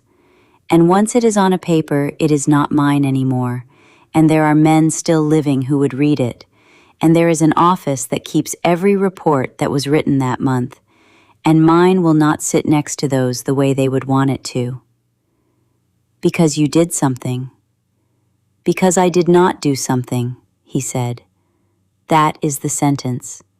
Out of 8 years of that man's silence, that is the one I got. And I did not understand it that night, and I did not understand it for 6 more weeks. Then tell me what you did not do. No. Everett. No, he stood up. Now here is where we are, and I want you to listen to the whole of it before you say anything, because I have thought about this every day since 1946, and you have thought about it for 3 weeks. He put his hand on the back of the chair. If you take this to anybody, they will not take the house off me. They will take it off us. There is no such thing as your half being innocent. You signed that closing paper. Your name is on the mortgage, and your name is on the deed. And you have lived in it for 6 years, and you have taken the benefit of every dollar of it. And I can tell you exactly how that is going to be written down in an office in Milwaukee, because I have read a good deal about it, and it does not say the wife did not know. The blood went right out of my head. I remember the edge of the table under my hands and the room going a little far away. You are threatening me. I am telling you the weather, he said. There is a difference, and you will see it in the morning. And your mother? She swore that paper. What happens to her? Nothing happens to my mother, he said, because my mother is 61 years old and did not sign it. She wrote it out. I signed it. And for the first time, at the very end, his voice did something. Do you think I would let them take her? She did it for me. That was the moment I understood who was who in that house, and it had never been me. He went out and split wood until dark. I could hear the axe from the kitchen, over and over, a long way past the point where we needed any wood, and I stood at the sink and looked at nothing and let the water run cold over my wrists. Hattie came the next morning at 9, and she did not stand in the doorway with her coat buttoned. She came in and sat down at my table and took her gloves off finger by finger, which is a thing I have never been able to watch anybody do since. Well, she said, you have had your look. I have. And now you are the only honest woman in Wisconsin, she said pleasantly, and the rest of us are to be sorted out. Mother Galt, you swore a paper that said there was no wife and no child. There is a child. He is 2 months younger than Dolly. I wrote a paper, she said. The government wrote the rule. My son came back off a boat in December of 45, weighing 131 pounds, and could not sleep, and could not talk, and could not hold a cup some mornings. And there was no money on this earth for that. Do you know it? Nothing. not a dollar for a man who came back wrong. There was money for a man with a hole in him, and there was money for a widow, and there was money for a mother in a gold star. And for what happened to my son, there was a handshake at the depot, and a girl with a baby waiting on the platform. Her voice never rose. That was the horror of it. You were 25, and you had a baby and 4 rooms over a feed store.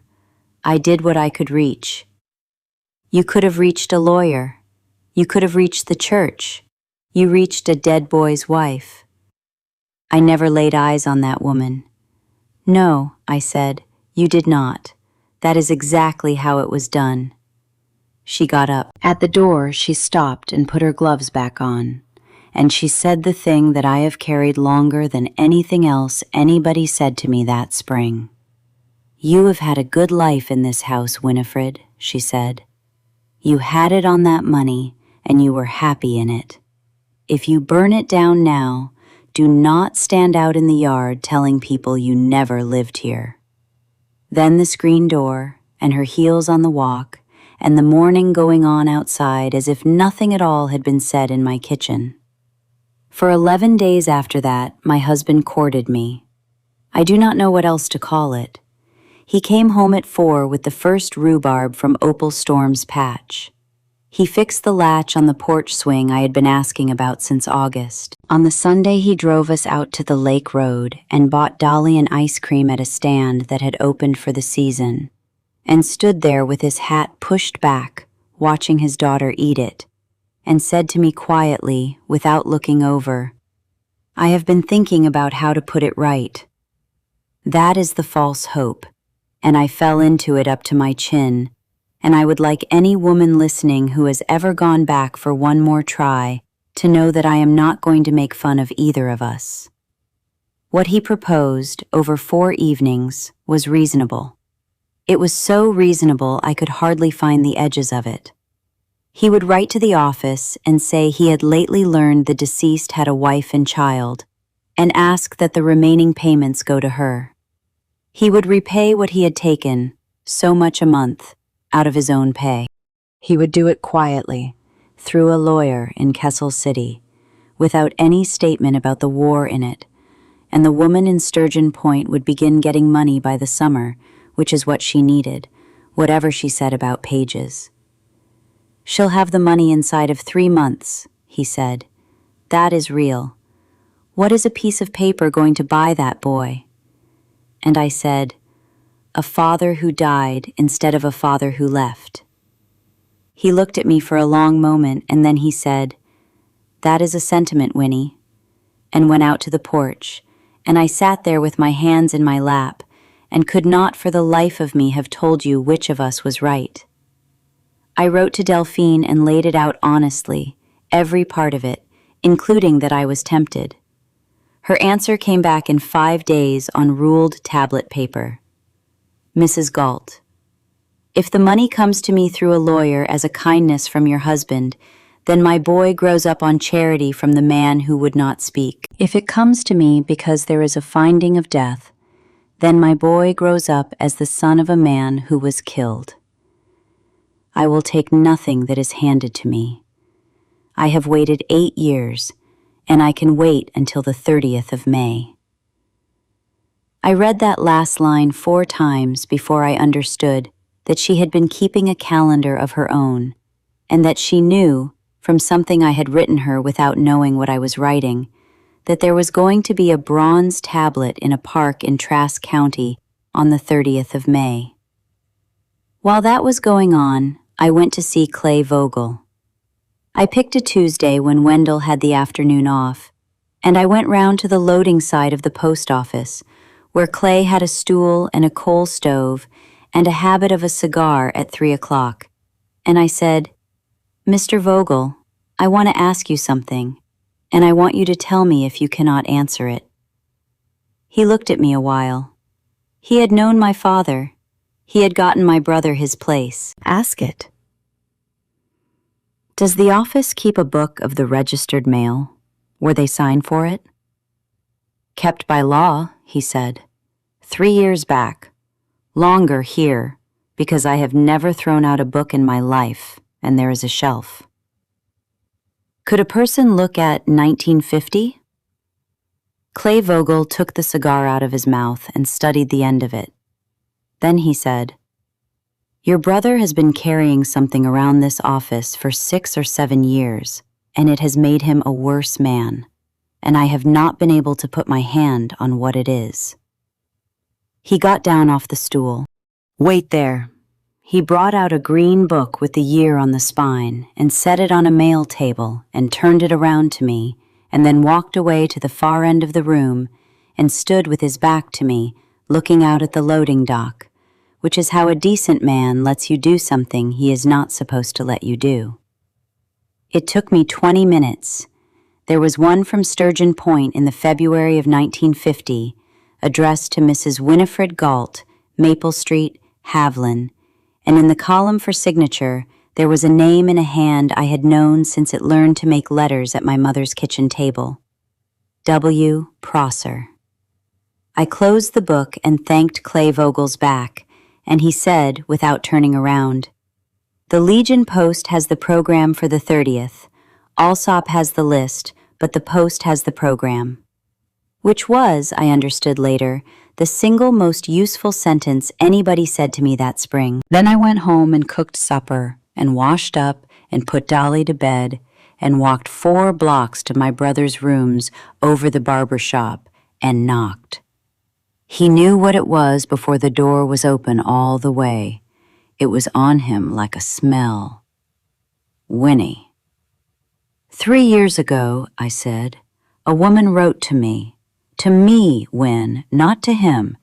She wrote to the wife because the husband would not answer, and she paid the extra to register it so she would know somebody in this house had it in their hand. And somebody did." He stepped back from the door and I came in. It was a bare room with a hot plate and a bed and my mother's clock on the shelf. "How much?" I said. It wasn't like that. "How much, Wendell?" $5 a month, my brother said. He said it to the floor. From 48, not before. Before that, it was nothing. It was only that Ev asked me to keep an eye out for anything from up north and let him know. And I thought it was a debt.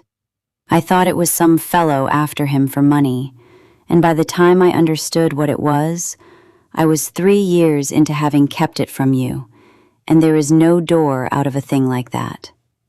He looked up. He said if you got dragged in, you would lose the house. He said it every time. Ev is not a liar, Winnie. He never once told me a lie in his life. He just told me the true part that suited him. You signed for a letter written to me. I did. Where is it?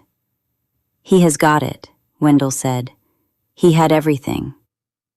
I stood in the middle of my brother's room, and I felt something in my chest go over, all at once, like a stove door falling shut. It was not rage. I want to be precise, because this is the hinge of the whole thing, and I have had 30 years to look at it. What I felt was quiet. My hands stopped being cold. The high, thin sound that had been in my ears since the first week of March went off, and behind it there was nothing but a very clear, very level line of thinking. And the first thing on that line was the 10th of April, when Alsop's list went to the foundry, and the second thing was the 30th of May. I am going to tell you what is going to happen, I said, and my voice came out even and low and did not shake once.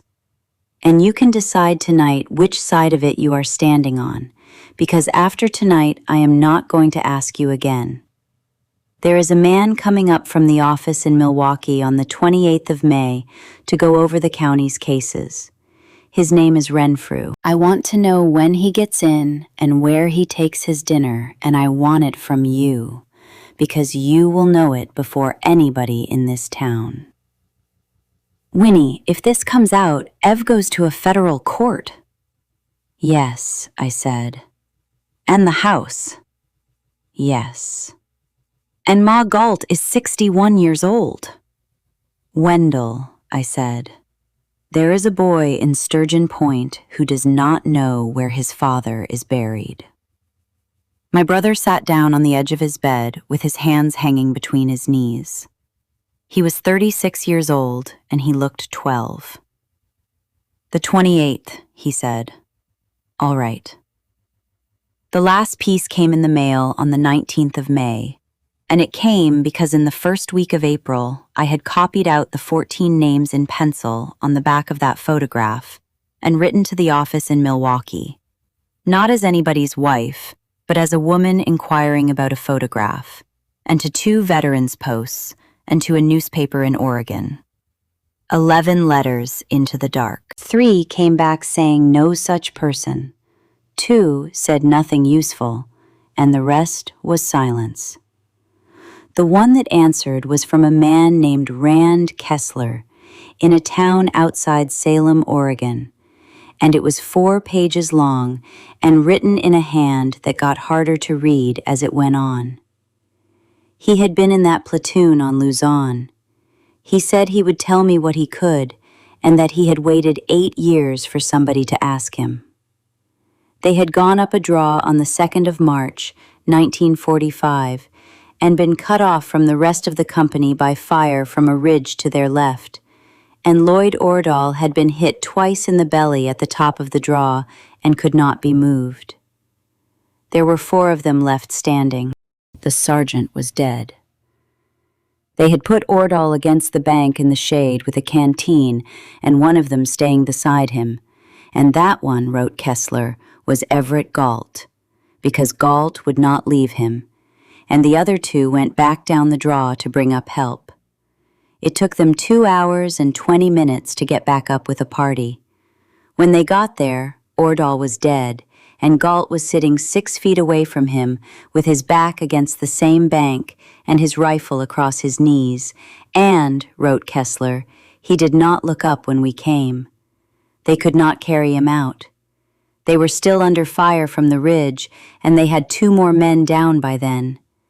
They buried him where he lay, in that draw, under a shelter half, and Galt cut a cross out of a ration crate and put it there, and they marked the place on a map with a grease pencil, and 11 days later, the whole draw was worked over twice by artillery from both sides, and after that, there was no draw and no bank and no cross. And here is the part Kessler wrote in the last page, in that hand that had gotten so hard to read.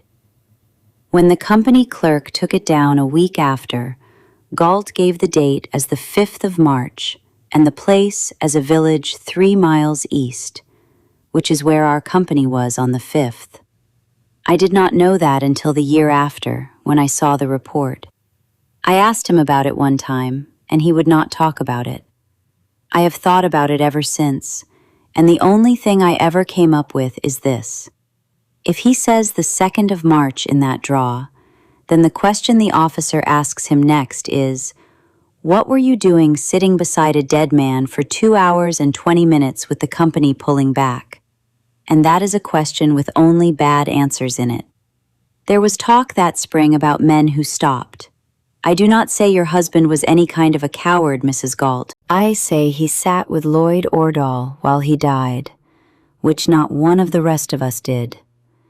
And then he was frightened of what it would look like on a paper, and he moved a date 3 days and moved a place 3 miles, and I do not believe he ever once in his life understood that by doing it, he had put that boy in a place nobody could ever go and look for him.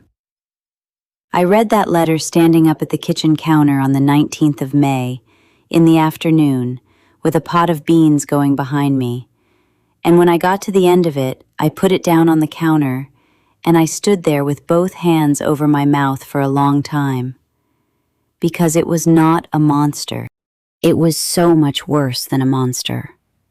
It was an ordinary, frightened young man of 30 who had done the only decent thing anybody in that draw did that day, and who had then lied about 3 days and 3 miles to save himself an ugly hour with an officer.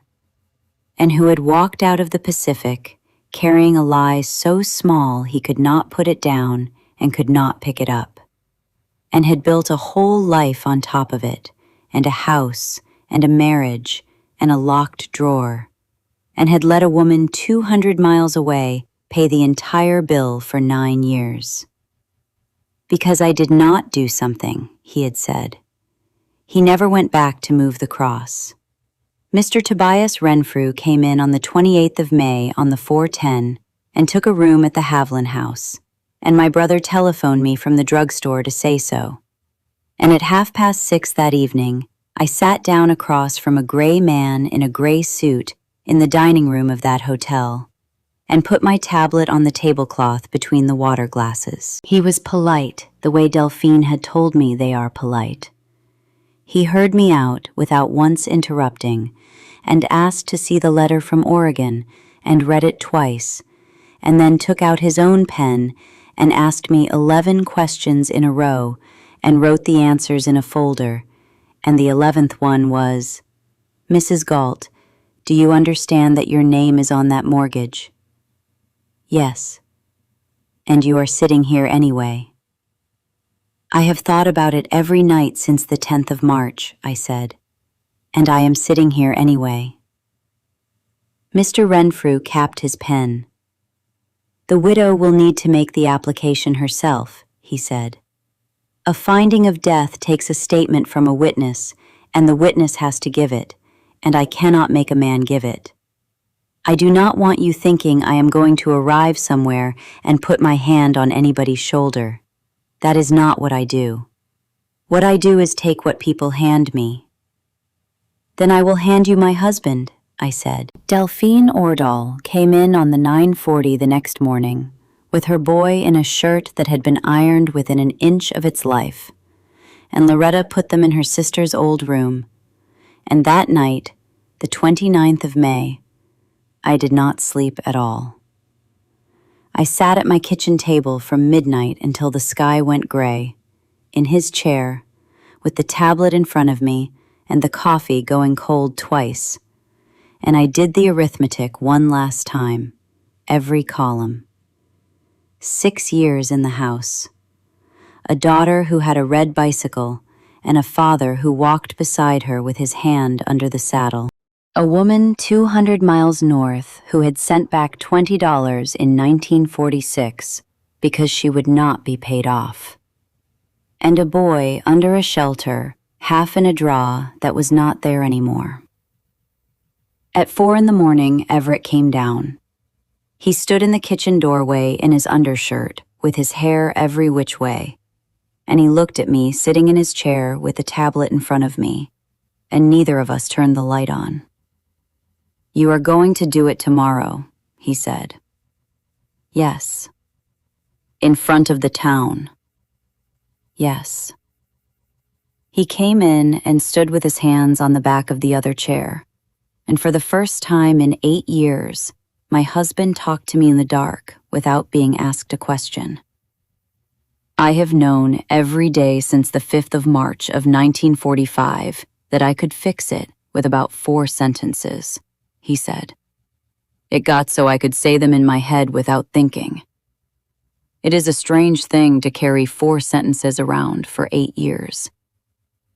He looked at the window. "The longer you have them, the more they cost. In 46, it would have cost me an ugly hour and a bad name in a report. By 48, it would have cost me the house. This year, it costs me all of it, and you, and her, and it is still the same 4 sentences. It never got any bigger. Only the bill did." "Everett," I said, "come and say them tomorrow." He stood there a long time. "I will not be able to," he said, "unless you make me." And then he went back upstairs, and that is the last conversation my husband and I had as married people in that house. The 30th of May came up hot and blue, the first real day of summer that year. The Legion post formed up at the corner of Front and Maple at 10 with the colors, and the mill band played, and there were maybe 600 people in the park around the bandstand in their church clothes, with the little girls in white and everybody's hat on. Ada Alsop did have a new hat. Hattie Gault sat in the second row of chairs with her gloves in her lap. Everett stood at the back on the left, where the men stand, with his hands at his sides. Delphine Ordahl and her son stood beside me at the end of the third row, and Mr. Tobias Renfrew of the Veterans Administration Regional Office stood at the back on the right with his hat in his hand, and Clay Vogel had put him there. The Reverend Alsop prayed. The post commander spoke about the debt of the living. Then 2 boys from the high school pulled the flag off the granite block, and there it was, the bronze tablet, dark and new and shining at the edges where the polish had caught. And Alsop stepped up with the onion skin in his hand to read the names of the 31 men of Trask County. He read them slowly, with a space after each one, the way he had in church. It took him almost 4 minutes. Then he folded the paper and said, "Let us close by singing," and I stood up. I have never in my life been a woman who stands up. I had not once spoken at a church supper. My legs took me 2 steps out into the aisle between the chairs, into the sun, in front of 600 people who had known me since I was born, and my voice came out of me steady and loud enough to reach the bandstand, and I have no notion where it came from. "Reverend," I said, "there is a name missing." You could hear the flags, that is all. 600 people and a hot blue sky and the sound of the flags moving on the poles. Alsop said carefully, "Mrs. Gault, this tablet is for the county's own men." "I know it," I said. "The name I mean is not for this stone. It has been kept off every stone in this state for 8 years, and it was kept off by a man from this county, and I am married to him." Somebody in the 4th row said out loud, "Winnie!" I do not know to this day who it was. "His name was Lloyd Ordahl," I said. "He was 24 years old. He died on the 2nd of March, 1945, in a draw on Luzon of wounds in the belly, and one man from this town sat beside him the whole 2 hours it took him to do it, which was the bravest thing anybody did in that place that day, and I will say that in front of all of you, and I will never take it back." My voice did go then, for about a second and a half, and then it came back. And when the clerk asked him a week later, that same man said the 5th of March, and a village 3 miles east, because he was 30 years old and frightened of how the true answer would look on a paper. And because of those 3 days and those 3 miles, the United States government has spent 8 years calling Lloyd Ordahl missing. Not dead, missing. I turned around then so that I was facing the back of the park where the men stood. "This is his wife," I said. "This is his son. He is 8. His mother has done the wash for a boatworks for 8 years and buried nothing, because you cannot bury a man who is missing, and she cannot draw $1 of his insurance, because the insurance has been paid to my husband since 1946 on a sworn statement that said there was no wife and no child, and I have every check stub in my handbag." Nobody moved. Ada Alsop had both hands up over her mouth. In the 2nd row, Hattie Gault sat perfectly straight and looked at the grass in front of her chair and did not once raise her eyes. And that is the last picture I have of her, because she was dead of a stroke by the February following, and I did not go. "Everett," I said, across all those chairs, "you have 4 sentences. There is a man from the office standing at the back on your right. Say them." And my husband stood at the back of a park in his good suit with the whole town of Haviland turning around in its chairs to look at him. And he did not run, which I will also say for him. He came up the middle aisle. He walked past me without looking at me. He stopped in front of Lloyd Ordahl, and he took his hat off, and he was gray to the lips. "Ma'am," he said, "my name is Everett Galt. I was with your husband when he died on the 2nd of March, 1945, in a draw about 6 miles north of Bougalone on Luzon. He was hit twice by machine gun fire from the ridge at about 11 in the morning, and he lived until about 1, and I was beside him for all of it. He was not alone, and he was not afraid at the end of it, and he talked about you and about the boy. We buried him under the bank where he was, and I cut a cross for him out of a crate. And 11 days later, the artillery took that ground apart, and I have never been able to say where it is now." He turned his hat around one full turn in his hands. "I told the clerk it was the 5th of March and a village east of there, and that was a lie, and it was mine, and I told it because I was afraid of what sitting there 2 hours would look like written down. I have known for 8 years what it cost you, and I did not have the nerve to fix it.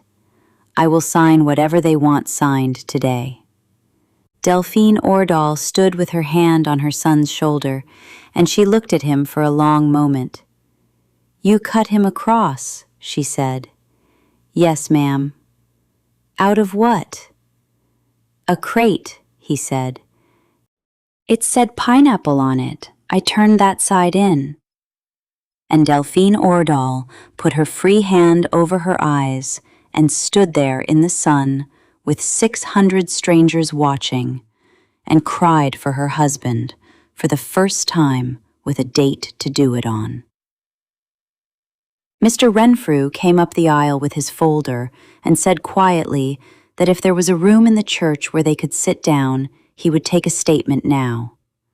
And they went, and the band did not know what to do, so after a while they played, because there is nothing else a band can do. The rest can be told quickly, because none of it was as loud as that morning. The statement was sworn before a notary in Kessel City on the 2nd of June. The finding of death was made in the September of 1953, effective the 2nd of March, 1945. Lloyd Ordahl was awarded the widow's pension and the balance of the $10,000, and the government came after the wrongful payments first, which is how those things go. The house on Maple Street was sold in the August of that year. It brought $3,900, and after the mortgage was settled, every remaining dollar went back to the government against what had been taken, and it was still short.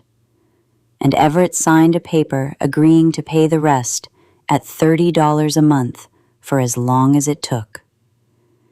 He was charged in the federal court in the November on 2 counts having to do with the sworn statement and the payments, and he pleaded guilty to both, and his lawyer put in Rand Kessler's letter, and the judge gave him a year and a day, and he served 9 months of it at the institution in Sandstone, Minnesota. Wendell lost his place at the post office in the June. Clay Vogel let him work out his notice, which was more than he had coming. I moved with Dolly into the upstairs of Loretta Nyquist's house on the 14th of August and went to 5 days a week at the drugstore. And my daughter, who was 8 years old and had lost her house and her father and every certainty she had, sat on the edge of a strange bed the first night and asked me if we were bad now. That is the piece nobody warns you about. There is no version of doing the right thing where the child does not pay some of it. In the October, I took the bus north again, and this time I took Dolly, and Lloyd Ordahl met us at the station in Sturgeon Point with her boy. They had put a stone up at the Lutheran church in the September, out at the edge where they put the ones with nobody under them. Gray granite, small, with his name and, underneath, because she had had it cut that way on purpose, the words, "Killed on Luzon, 2nd of March, 1945. Not lost, not missing, killed, and where and when. Lloyd Ordahl was 9 years old by then, and he had a new coat that fit him and a bicycle of his own coming at Christmas, and he took my daughter off to show her the boat works, while his mother and I stood at the edge of that grass in the cold. He wrote to me, Delphine said, from the place in Minnesota, twice. I know, he writes to Dolly every week. Do you answer him? No, I said. She nodded. She did not ask me to explain it, and I did not have to. And that is the whole reason we are still friends, she and I, at our age. He came out in the July of 1954 and went to Two Rivers, where his father's people had come from, and worked in a boatyard there, and paid the $30 a month for 11 years until it was clear. He never asked me to take him back. He asked to see Dolly, and I never once refused him, and she went to him summers, and there is a photograph on my dresser of the two of them on a dock in 1959 that I would run into a burning building for. We were never divorced. I do not have a good reason for that. Some things you leave where they lie. Hattie's secretary went with the house. I would not have it in a rented room, and I would not have sold it either. So I left it standing against that wall for the new people, and on the last day, with the truck out front and Loretta carrying boxes, I went back into the empty front room by myself. I had the little brass key in my coat pocket. I had carried it since the 10th of March. I unlocked that bottom drawer for the last time and pulled it out square with both hands, and it was empty. Every bit of it. The folders and the box and the letters all gone off to Milwaukee in Mr. Renfrew's leather case in the June.